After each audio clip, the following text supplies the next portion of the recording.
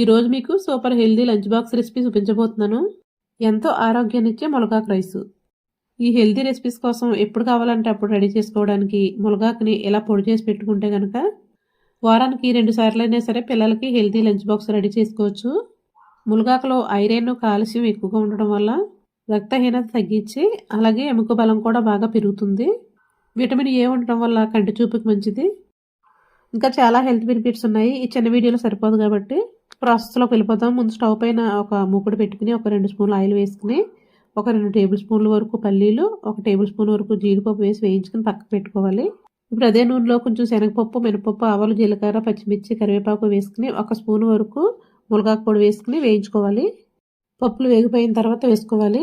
ములగాకు కూడా వేయించడం వల్ల పచ్చివాసన లేకుండా ఉంటుంది. తర్వాత ఉడికించుకున్న రైస్ వేసేసుకుని కొద్దిగా పసుపు, ఉప్పు కూడా వేసేసుకుని బాగా కలిపేసుకున్న తర్వాత వేయించుకున్న జీడిపప్పు, పల్లీలు కూడా వేసుకోవాలి.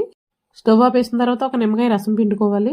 బాస్మతి రైస్తో చేస్తే కనుక ఫ్లేవర్ ఉంటుంది కాబట్టి పిల్లలు ఇష్టంగా తింటారు మామూలు రైస్తో కన్నా కూడా. ఈ పల్లీలు, జీడిపప్పు వల్ల కూడా టేస్టీగా ఉంటుందన్నమాట. వీడియో నచ్చితే లైక్ చేసి ఫాలో అవ్వటం మర్చిపోకండి.